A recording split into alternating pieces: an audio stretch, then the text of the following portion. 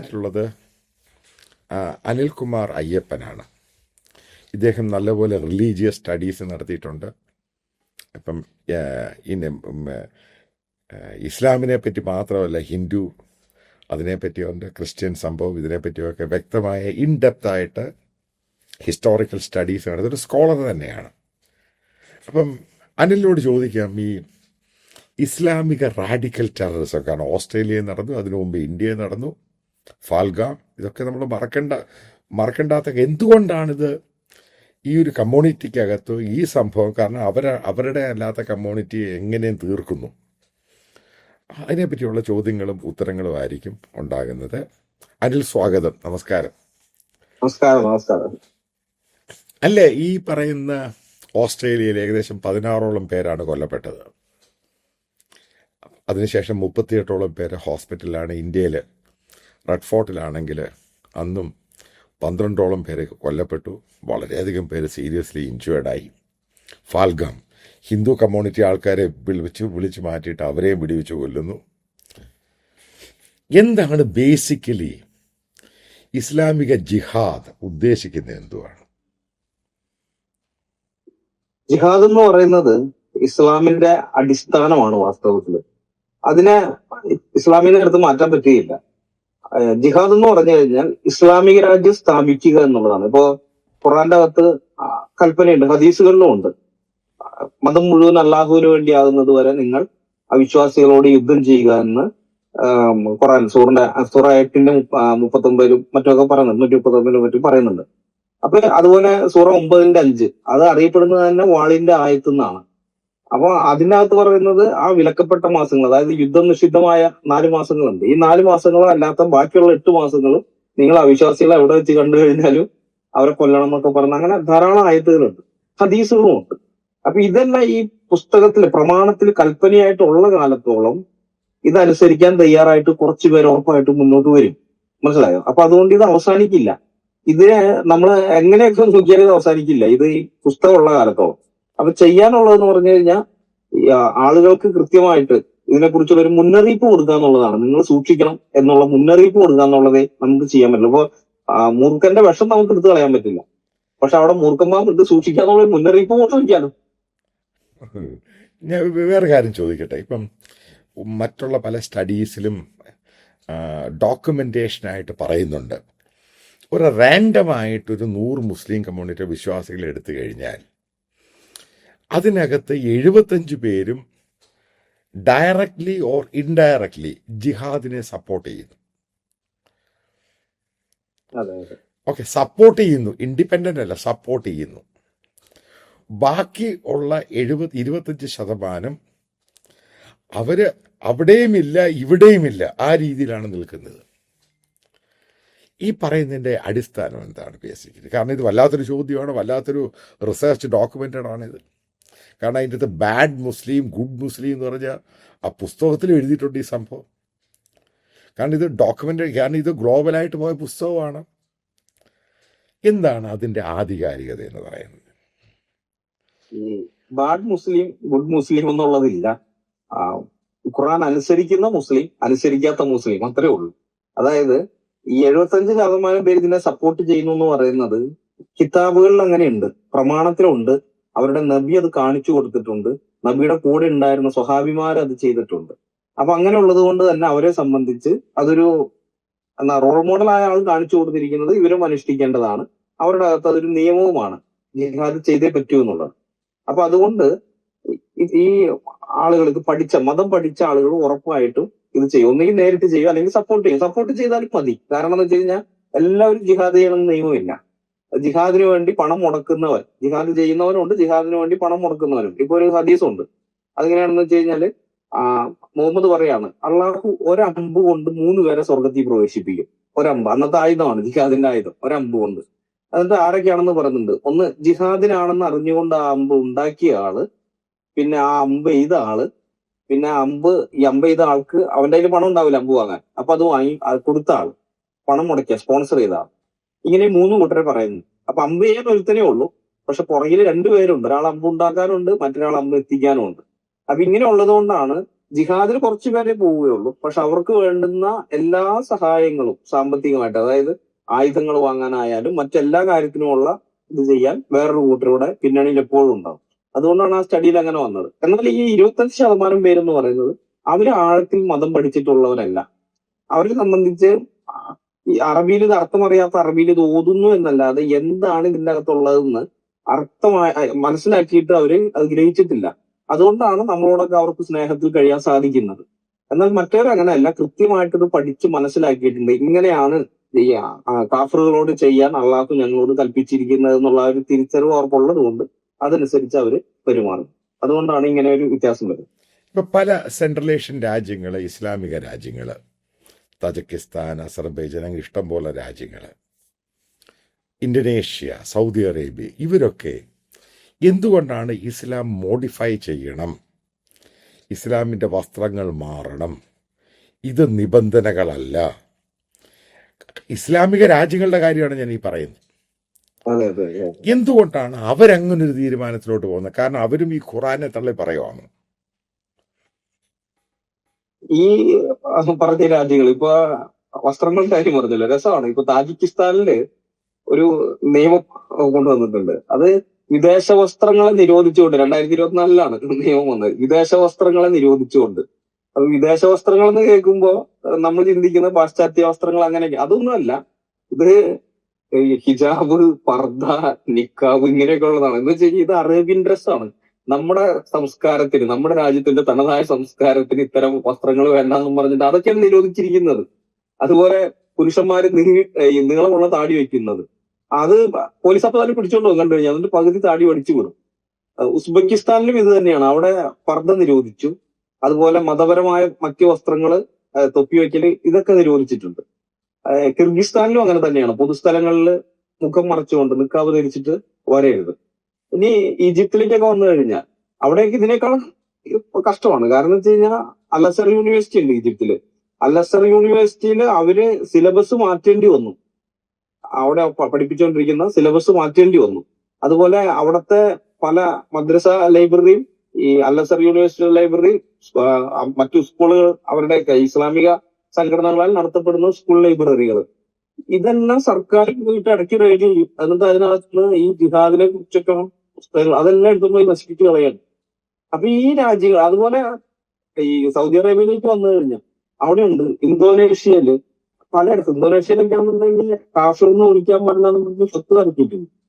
അപ്പൊ ഇങ്ങനെ പല രാജ്യങ്ങളും ഇതൊക്കെ ചെയ്യുന്നുണ്ട്. ഇതിന്റെ കാരണം എന്ന് പറയുന്നത് വേറൊന്നുമല്ല, അവർക്ക് തന്നെ അറിയാം, എന്റെ ഭരണാധികാരികൾക്ക് അറിയാം, ഈ ഇസ്ലാമിക തീവ്രവാദം ശക്തിപ്പെട്ടു കഴിഞ്ഞാൽ ആദ്യം ഈ ദോഷം വരുന്നത് ഞങ്ങൾക്കാണ്. അതായത് ഞങ്ങളുടെ ഭരണം പോകും. ഇപ്പൊ നോക്കിക്കഴിഞ്ഞാൽ സിറിയയില് ഇസ്ലാമിക തീവ്രവാദം ശക്തിപ്പെട്ട് വന്നു കഴിഞ്ഞപ്പോ മറ്റേ അസദിനെ അവിടെ നിന്നിട്ട് ഓടേണ്ടി വന്നു.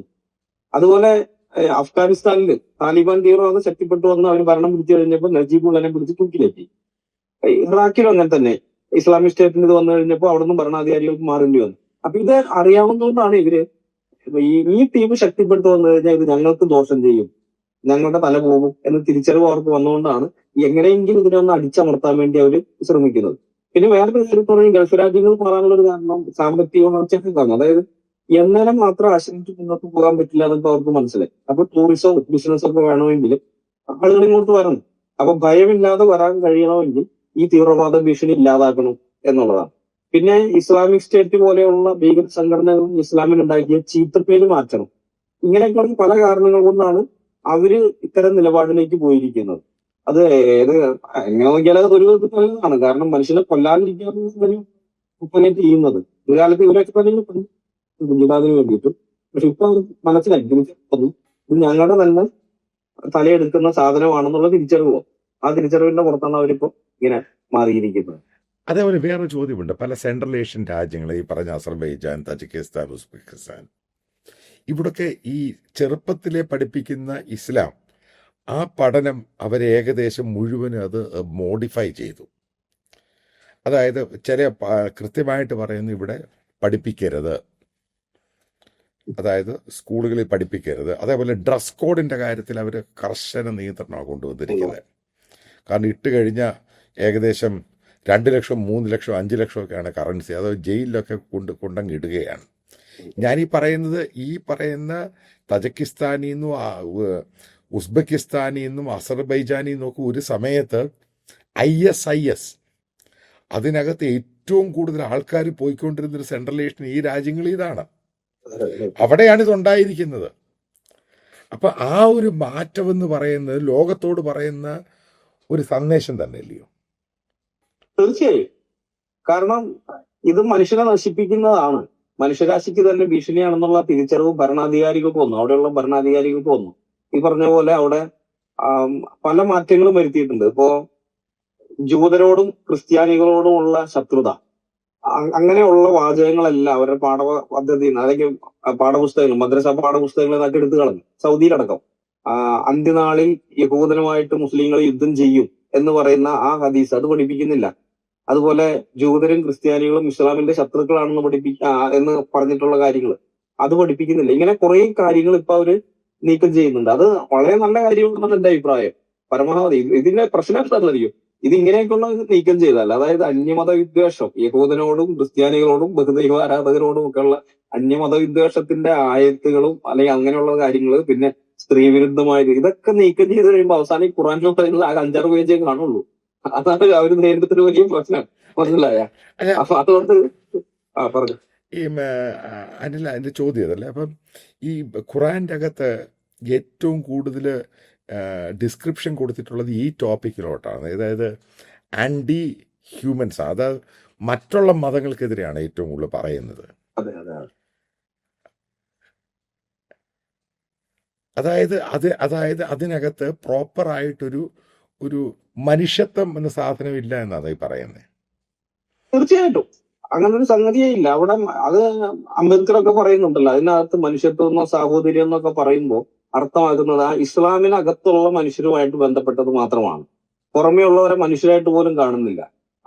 കാഫറുകളെ കുറിച്ചൊക്കെ പറഞ്ഞിരിക്കുന്നത് അവർ അശുദ്ധരാണ്, മൃഗങ്ങളാണ്, ഈ കുരങ്ങുകളെന്നും പന്നികളെന്നും. അപ്പൊ അങ്ങനെയൊക്കെയുള്ള സംബോധനകളാണ് അവരെ കുറിച്ചുള്ളത്, മനസ്സിലായി? അതായത് മനുഷ്യരായിട്ടല്ല അവരെ ശരിക്കും പരിഗണിക്കുന്നത്. മുസ്ലിങ്ങൾ മാത്രമേ യഥാർത്ഥത്തിൽ മനുഷ്യരായിട്ടുള്ളൂ എന്നുള്ള നിലയിലൊക്കെയാണ്. അപ്പൊ ഇത്തരം ഒരു ഐഡിയോളജിയിൽ വിശ്വസിക്കുന്നത് കൊണ്ടാണ് ഓരോ മുസ്ലിമും ചിന്തിക്കുന്നത് ഞങ്ങളാണ് യഥാർത്ഥത്തിൽ ആളുകൾ, മനുഷ്യര് ഞങ്ങളാണ്, മറ്റുള്ളവരൊന്നും ഇതിന് അർഹരല്ല, ജീവിക്കാൻ പോലും അർഹരല്ല എന്ന് ചിന്തിക്കുന്ന തലത്തിലേക്ക് അവരെ മാറ്റാൻ കഴിയുന്നത് ഇത്തരം ആയത്തുകളും ഹദീസുകളും ഇതെല്ലാം ഉള്ളത് കൊണ്ടാണ്. മനുഷ്യത്വം എന്ന് പറയുന്ന സാധനം ഇതിനകത്തില്ല, അത് അന്യമാണ്. വേറെ കാര്യം ചോദിട്ടെ, കാരണം അധികം യൂറോപ്യൻ രാജ്യങ്ങളിലോട്ട് കുടിയേറിയിരിക്കുന്നവർ ഈ ഇസ്ലാമിക രാജ്യങ്ങളിൽ നിന്നാണ്.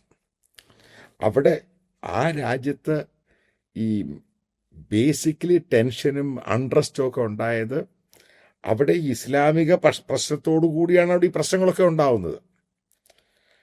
ഓക്കെ, അല്ലാതെ മറ്റുള്ള പ്രശ്നമൊന്നുമില്ല. ഇസ്ലാമിനകത്തെ പ്രശ്നങ്ങളും അവർ തമ്മിലുള്ള അടിയും പിടിയും രാജാവും രാജ്ഞിയും ഇതൊക്കെ തന്നെയാണ് പ്രശ്നം ഉണ്ടായിട്ട് പൊളിറ്റിക്കൽ അൺസർട്ടനിറ്റി അവർ തന്നെയാണ് ക്രിയേറ്റ് ചെയ്തേക്കുന്നത്. എന്നിട്ടാണ് ഇവർ മറ്റുള്ള രാജ്യങ്ങളിലോട്ട് കുടിയേറിയിരിക്കുന്നത്. എന്നിട്ടും ഇവർക്കത് മനസ്സിലായില്ല എന്ന് പറയുന്നത് എന്താണ് എൻ്റെ അടിസ്ഥാന കാര്യം? അത് ഈ കുട്ടിക്കാലത്ത് തന്നെ ബ്രെയിൻ വാഷ് ചെയ്യപ്പെട്ടതിന്റെ പ്രശ്നമാണ്. ഇപ്പൊ നമ്മൾ അങ്ങനെ ബ്രെയിൻ വാഷ് ചെയ്യപ്പെടാത്തത് കൊണ്ട് നമുക്കത് മനസ്സിലാക്കാൻ പ്രയാസമാണ്. ഇപ്പൊ നമ്മൾ സ്വതന്ത്രമായിട്ടാണ് വളർന്നു വരുന്നത്. മതപഠനം എന്നൊക്കെ പറഞ്ഞാൽ തന്നെ എത്ര വളർന്നു കഴിഞ്ഞതിന് ശേഷമാണ്. ഇതങ്ങനല്ല, ഇത് നിർബന്ധപൂർവമാണ്. 3 വയസ്സായി കഴിഞ്ഞാൽ മദ്രസയിൽ ചേർക്കണമെന്നാണ് ഇപ്പൊ പറയുന്നത്. ഓമാന്റെ കാലത്ത് 4 വയസ്സൊക്കെ ആയിരുന്നു. അതായത് ഇപ്പോൾ ഉള്ളവർ ആ 3 വയസ്സെന്നും പറഞ്ഞിട്ട് നിർബന്ധമാക്കി വെച്ചിരിക്കുക. അപ്പൊ ഈ 3 വയസ്സ് മുതലേ ഇത്തരം കാര്യങ്ങളാണ്. അള്ളാഹുവാണ് ഏകദൈവം, ഇസ്ലാമാണ് ശ്രേഷ്ഠമായത്, മുസ്ലിങ്ങളാണ് ലോകത്തിലെ ഏറ്റവും ഉന്നതരായിരിക്കുന്നവര്, ബഹുദൈവ വിശ്വാസികൾ അശുദ്ധരാണ്, ഇങ്ങനെയൊക്കെയുള്ള ഈ കാര്യങ്ങൾ അതിനകത്ത് തലച്ചോറിലത് ഫീഡ് ചെയ്തു പോയത്. അപ്പൊ അത്ര കുട്ടിക്കാലത്തെ ഇതിങ്ങനെ ബ്രെയിൻ വാഷ് ചെയ്തിരിക്കുന്നത് കൊണ്ട് പെട്ടെന്നത് മാറ്റാൻ പ്രയാസമാണ്. മാറുന്ന ആളുകളുണ്ട്. ഈ ദൈവകൃപയാൽ ഇപ്പൊ ധാരാളം പേര് മാറുന്നുണ്ട്. അതുകൊണ്ടാണ് എക്സ് മുസ്ലിം എന്ന് പറയുന്ന ഒരു കമ്മ്യൂണിറ്റി ശക്തമായിട്ട് വരുന്നത്. അത് നല്ല കാര്യമാണ്. പക്ഷെ അത് വളരെ ഇത് കടന്നിട്ടാണ്. അതായത് ഒരു ഷെല്ലിനകത്താണ് ഓരോ മുസ്ലിമും സത്യം പറഞ്ഞ ഒരു ഷെല്ലിനകത്ത് ഇരിക്കാം. അപ്പൊ ഈ അവനതിൻ്റെ ഉള്ളിൽ നിന്ന് പുറത്തേക്ക് കൊണ്ടുവരണമെങ്കിൽ നമ്മൾ ആ ഷെല്ല് തല്ലി പൊട്ടിച്ചേ പറ്റുകയുള്ളൂ, മനസ്സിലായി? അപ്പൊ അതുകൊണ്ടാണ് ഞങ്ങളെപ്പോലുള്ള കുറച്ച് ആൾക്കാരൊക്കെ ശക്തമായിട്ട് ഇസ്ലാമിനെ വിമർശിക്കുന്നത്. അതായത് ആ മുസ്ലിങ്ങളോടുള്ള വിരോധം കൊണ്ടോ ദേഷ്യം കൊണ്ടോ ഒന്നുമല്ല, സാധാരണ രീതി പറഞ്ഞു കഴിഞ്ഞാൽ അത് മനസ്സിലാക്കാൻ പറ്റാത്ത വിധത്തിൽ അവൻ ബ്രെയിൻ വാഷ് ചെയ്യപ്പെട്ടിരിക്കുകയാണ്. അപ്പൊ നമ്മൾ ശക്തമായിട്ട് തന്നെ പറയണം, മുഹമ്മദ് ഇങ്ങനെയുള്ള ഒരുത്തനാണ്, അല്ലെങ്കിൽ ഇസ്ലാം എന്ന് പറയുന്നത് ഇങ്ങനെയൊക്കെയാണ് ചരിത്രത്തിൽ ചെയ്തിട്ടുള്ളത്. അപ്പൊ ഇതൊക്കെ ഇപ്പൊ അവർക്ക് ലജ്ജയും അപമാനമൊക്കെ തോന്നും. അത് തോന്നാൻ വേണ്ടി തന്നെയാണ് പറയുന്നത്. കാരണം അങ്ങനെയാണെങ്കിൽ മാത്രമേ അവൻ മാറി ചിന്തിക്കുകയുള്ളൂ. അപ്പൊ അങ്ങനെയാണ് നമുക്ക് അവരെ അതിൽ നിന്ന് പുറത്തു കൊണ്ടുവരാൻ പറ്റുന്നത്. കാരണം ഇത് ചെറുപ്പത്തിലേ കിട്ടിയ പഠനമാണ്. നമുക്കത് കിട്ടിയിട്ടില്ലാത്തതുകൊണ്ട്, ആ വിധത്തിൽ കിട്ടിയിട്ടില്ലാത്തതുകൊണ്ട് നമുക്കിത് മനസ്സിലാക്കാൻ പ്രയാസവുമാണ്. അപ്പം വേറെ കാര്യം ചോട്ടെ, ഇഷ്ടം പോലെ എഡ്യൂക്കേറ്റഡ് ആയിട്ടുള്ള ആൾക്കാർ, ഡോക്ടേഴ്സ്, എഞ്ചിനീയേഴ്സ്, വളരെയധികം പേര് ഇതേപോലെ റാഡിക്കൽ ഇസ്ലാമിലും ജിഹാദിലും പാർട്ടാവുന്നുണ്ട്. എന്താ അവർക്ക് ഇത് എഡ്യൂക്കേഷൻ കിട്ടാഞ്ഞിട്ടാണ്? എന്താ ഇതിന്റെ കാര്യം എന്താ ബേസിക്കലി? കാരണം അല്ലല്ല, ചിരിക്കുന്ന കാര്യമല്ല. ഒരു എഡ്യൂക്കേറ്റഡ് ആയിട്ട്, അതായത് ഒരു പ്രിവിലേജ്ഡ് ആയിട്ടുള്ള എഡ്യൂക്കേഷൻ കിട്ടുന്നവർക്ക് എങ്ങനെയാണ് ഈ റാഡിക്കൽ ഇസ്ലാമിനോട് തിങ്ക് ചെയ്യാൻ പറ്റുന്നത്, മറ്റുള്ളവനെ മോശമായിട്ട് കരുതാൻ പറ്റുന്നത്? ഇത് ഞാനിപ്പോ ഒരു സുവിശേഷകനും കൂടി ആയതുകൊണ്ട് ഞാൻ ആ ഇതില് ബാക്ക്ഗ്രൗണ്ടിൽ ഞാൻ പറയാം. അതായത് എനിക്ക് പരിചയമുള്ള കുറെ ക്രിസ്ത്യാനികളുണ്ട്. അവര് ക്രിസ്ത്യൻ കുടുംബത്തിൽ ജനിച്ചു വളർന്ന് പിന്നെ വലുതായി വന്നു കഴിഞ്ഞപ്പോൾ അവര് വലിയ ക്രിസ്ത്യൻ ഇതൊന്നുമില്ല, അവരവരുടെ ഇഷ്ടത്തിനനുസരിച്ച് ജീവിക്കുന്നു, എല്ലാവരുമായിട്ട് നല്ല സ്നേഹത്തിൽ അങ്ങനെയൊക്കെ തന്നെ ജീവിച്ചു പോകുന്നു. പക്ഷെ കാലം കുറെ പോയി കഴിഞ്ഞപ്പോൾ അവർക്ക് തോന്നി ഇങ്ങനെയൊന്നും അല്ല ജീവിക്കേണ്ടത്, ഇത് മദ്യപിച്ചും മറ്റും ഇതൊക്കെ ആയിട്ട് പോകാണല്ലോ. അപ്പൊ ഇങ്ങനെയല്ല, നമ്മള് ദൈവഹിതപ്രകാരം ജീവിക്കണം, ദൈവത്തിന് ഇഷ്ടമുള്ള വിധത്തിൽ ജീവിക്കണം എന്ന് വെച്ചിട്ട് അവർ പിന്നെ തിരിച്ചു വന്നിട്ടുണ്ട്. തിരിച്ചു വന്ന് അവർ ബൈബിൾ വായിക്കുകയും കർത്താവായ യേശുക്രിസ്തുവിന്റെ ഉപദേശങ്ങൾ, അപ്പോസ്തലന്മാരുടെ ഉപദേശങ്ങൾ അതനുസരിച്ച് ജീവിക്കാൻ തുടങ്ങുകയും ചെയ്തു. പക്ഷെ ആ ഉപദേശങ്ങൾ നല്ലതായതുകൊണ്ട് ഇവർ സമൂഹത്തിന് ഒരു ദോഷവും ചെയ്യുന്നില്ല, അതനുസരിച്ച് അങ്ങ് പോകും. ഇതേപോലെ തന്നെയാണ് അപ്പുറത്ത് ഇസ്ലാമിനകത്ത്. ഇപ്പൊ സക്കീർ നായിക്, സക്കീർ നായിക് ഒരു ഡോക്ടറാണ്. അതുപോലെ ഒസാമ ബിൻ ലാദൻ എഞ്ചിനീയർ ആണ്. ഒസാമ ബിൻ ലാദനൊക്കെ ചെറുപ്പകാലത്ത് പബ്ബിലൊക്കെ അടിച്ചു പൊളിച്ച് കിടക്കുകയും മറ്റങ്ങനെയൊക്കെ ഇതായിട്ട് നടന്ന ആളാണ്. അതുപോലെ അൽ സവാഹിരി, അയാളൊരു ഡോക്ടറാണ്. ധാരാളം പേരുണ്ട്. അപ്പൊ ഇവരുടെ ചെറുപ്പകാലത്ത് ഇങ്ങനെയൊക്കെ നടന്നെങ്കിലും പക്ഷെ പിന്നീട് ഇങ്ങനെയല്ല നമ്മൾ ജീവിക്കേണ്ടത്. കാരണം ചെറുപ്പത്തിലേ കിട്ടിയ ഈ മദ്രസയുടെ ഇത് അകത്ത് കിടക്കുന്നതുകൊണ്ട് അള്ളാഹുവിന് ഇഷ്ടമാകുന്ന വിധത്തിൽ ദീനനുസരിച്ച് ജീവിക്കണം, ദീനിയായിട്ട് ജീവിക്കണം എന്ന് അവർ ചിന്തിക്കുകയും അതിന്റെ അനന്തരഫലമായിട്ട് പിന്നീട് ആ ഒരു പ്രായം കഴിയുമ്പോൾ പിന്നെ അവര് ദീനനുസരിക്കാൻ തുടങ്ങും. അപ്പൊ അവര് ഖുർആൻ വായിക്കുന്നു, ഹദീസ് വായിക്കുന്നു, അങ്ങനെ അതനുസരിച്ച് ജീവിക്കാൻ നോക്കുമ്പോൾ അതിന്റെ അകത്ത് എഴുതി വെച്ചിരിക്കുന്ന സാധനങ്ങൾ ഇതൊക്കെയല്ലേ, ഈ അന്യമത വിദ്വേഷമൊക്കെ അല്ലേ, കാഫറിനെ കൊല്ലുന്ന മറ്റൊക്കെ അല്ലേ. അപ്പൊ അത് അവനനുസരിച്ച് ജീവിക്കാൻ തുടങ്ങുമ്പോൾ അവനിങ്ങനെ മാറും. മറ്റേത് ഈ യേശുക്രിസ്തുവിന്റെ അപ്പോസ്തലന്മാരുടെ ഉപദേശങ്ങൾ അങ്ങനെ അല്ലാത്തത് കൊണ്ട് അവനും അതനുസരിച്ച് ജീവിക്കാൻ തീരുമാനിച്ചാൽ അവൻ ഡീസന്റായിട്ട് പോകും. ഇവൻ അതേ തീരുമാനം ഇവനും എടുക്കുന്നു, പക്ഷെ ഇവന്റെ മതഗ്രന്ഥം ഇങ്ങനെ ആയതുകൊണ്ട് അവൻ അതനുസരിച്ച് പോകും. അതുകൊണ്ടാണ് അങ്ങനെ വരുന്നത്. ഇപ്പൊ ഇപ്പോഴത്തെ ഒരു നൂറ്റാണ്ടില് ഏറ്റവും കൂടുതൽ ഇവരുടെ ശത്രു എന്ന് പറയുന്നത് ജൂയിഷ് കമ്മ്യൂണിറ്റിയാണ്. അതിന്റെ കാര്യം എന്താ? അത് ഈ കാലം മുതലല്ല, തുടക്കം മുതലേ അങ്ങനെയാണ്. ഇപ്പോഴത്തെ ഒരു പൊളിറ്റിക്കൽ റീസന്റെ കാര്യം എന്തുകൊണ്ടാണ്? അതായത് ഈ ഞാൻ പഴയൊക്കെ പറയാം. അതായത് മുഹമ്മദ് പ്രതീക്ഷിച്ചത് ഇദ്ദേഹം മക്കയിൽ നിന്ന് മദീനയിലേക്ക് വരുമ്പോ ഹിജ്റ പോകുന്നുണ്ട്, പലായനം ചെയ്ത്.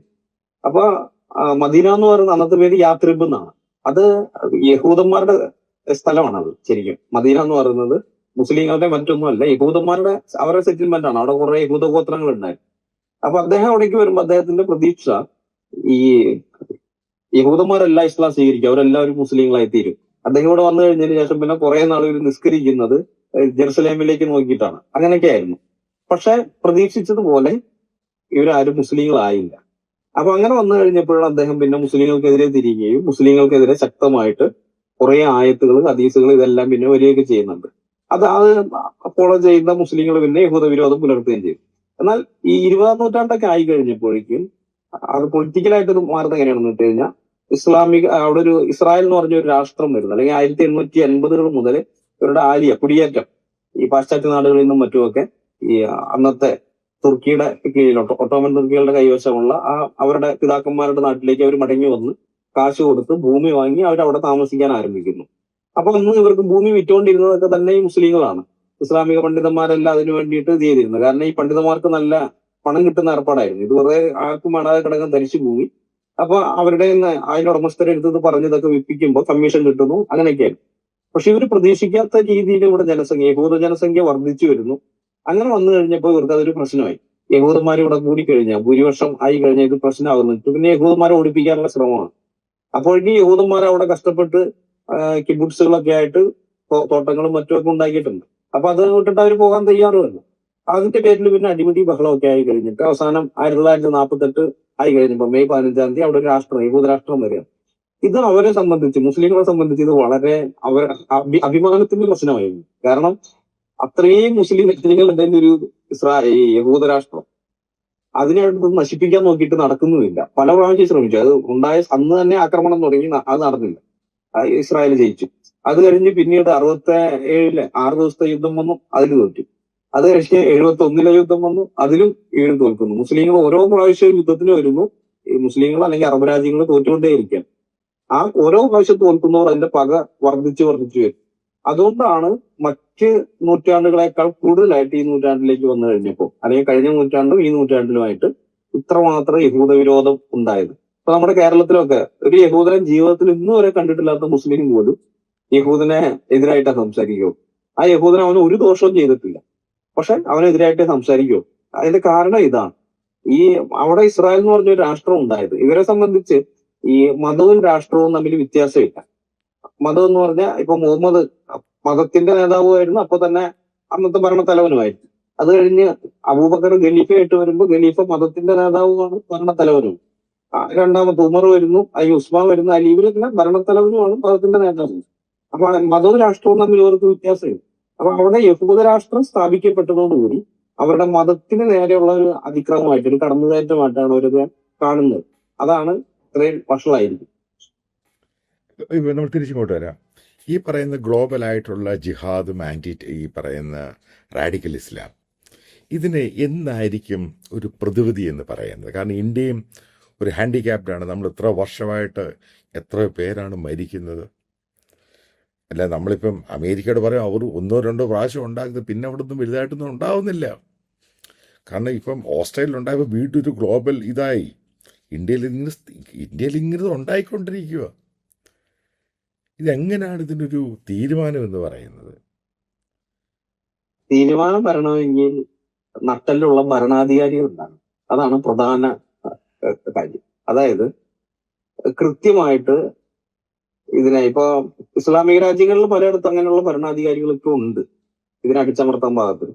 കാരണം ഇപ്പൊ താടി വെച്ച് നടക്കുന്നവനെ പോലും പിടിച്ചകത്തിടാന്ന് പറഞ്ഞാൽ ജനാധിപത്യ രാജ്യത്ത് അത് പ്രയാസവും ബുദ്ധിമുട്ടൊക്കെ ഉള്ളത് തന്നെയാണ്. ഈ പറഞ്ഞ ഇസ്ലാമിക രാജ്യങ്ങളെല്ലാം ഏകാധിപത്യ രാജ്യങ്ങളായതുകൊണ്ട്, രാജഭരണമായതുകൊണ്ട് അവിടെ അത് പറ്റും, അത് വേറെ കാര്യം. എന്നാൽ പോലും മദ്രസയിൽ പഠിപ്പിക്കുന്നത് എന്താണ്, അത് കൃത്യമായിട്ട് അതിന്റെ ആ സിലബസിൽ എന്താ ഉള്ളതെന്ന് ഭരണാധികാരികൾ അറിയണം.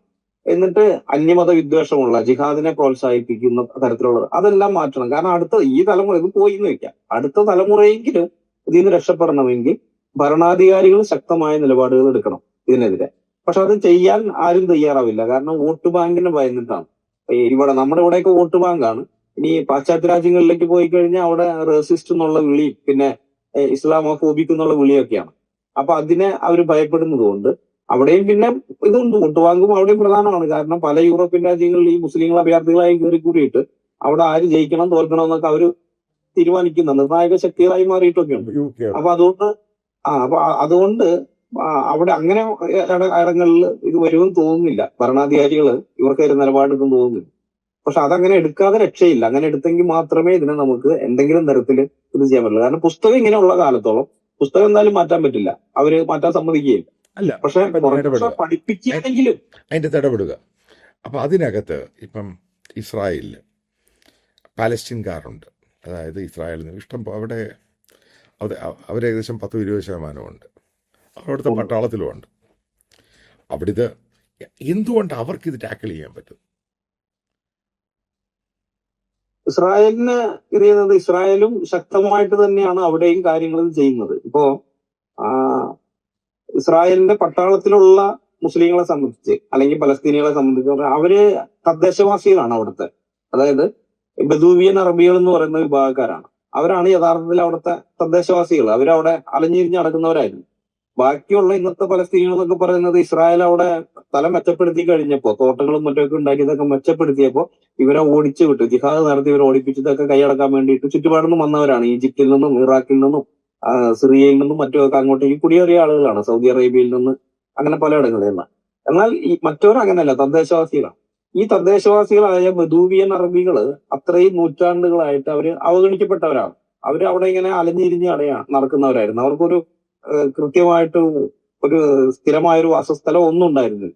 എന്നാൽ യഹൂദന്മാർ അവിടെ വന്നു, അവരവിടെ തോട്ടങ്ങൾ ഒക്കെ ഇതൊക്കെ വന്നു കഴിഞ്ഞപ്പോൾ ഈ ബെദൂവിയൻസിന് അവിടെ ജോലി കിട്ടി. അപ്പൊ അവരുടെ അലഞ്ഞിരിഞ്ഞുള്ള ജീവിതം മാറിയിട്ട് സ്ഥിരവാസമായി. മാത്രമല്ല അവരുടെ മക്കൾ യഹൂദന്മാരെ മക്കളെ പഠിപ്പിക്കുന്ന അതേ സ്കൂളുകളിൽ ഈ ബെദൂവിയൻസിന്റെ മക്കളെയും പഠിപ്പിക്കാൻ കൊടുക്കും.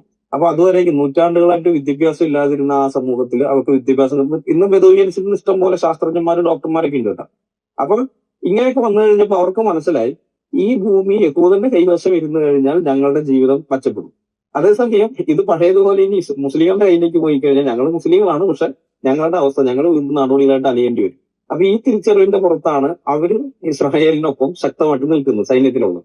എന്നാൽ വെസ്റ്റ് ബാങ്കിലും മറ്റുമൊക്കെയുള്ള പല അങ്ങനെ അല്ലാത്ത, അതായത് ഈ ബദൂവിയൻസ് അല്ലാത്ത മുസ്ലിങ്ങളുണ്ട്, ജോർദാന്റെ ഭാഗത്തുനിന്നും അങ്ങനെ കുടിയേറിയ കുറെ ആളുകളുണ്ട്.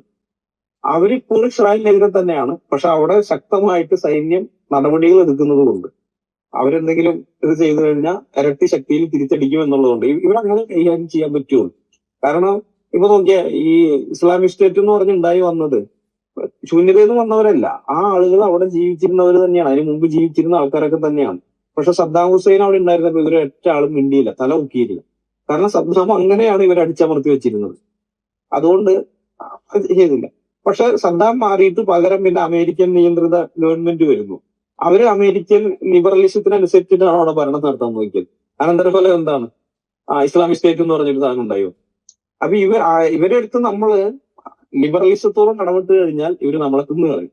അങ്ങനെയാണ് ആ സിസ്റ്റം, ആ ജിഹാദിന്റെ സ്വഭാവം അതാണ്. എന്നാൽ ശക്തമായിട്ട് അടിച്ചമർത്തുകയാണെന്നുണ്ടെങ്കിൽ മിണ്ടാതെ അടങ്ങി ഒതുങ്ങിയിരിക്കും. അപ്പൊ ഇസ്രായേൽ ആ നിലപാടാണ് എടുക്കുന്നത്, അതുകൊണ്ടാണ് ഇവരവിടെ ഡീസന്റ് ആയിട്ട് ഇരിക്കുന്നത്. Anyway thank you very much. നല്ലൊരു ചിറ്റ് ചാറ്റ് ആയിരുന്നു. വേറൊരു വിഷയമായിട്ട് അല്ല നമുക്ക് വീണ്ടും. തീർച്ചയായും താങ്ക് യു. തീർച്ചയായും.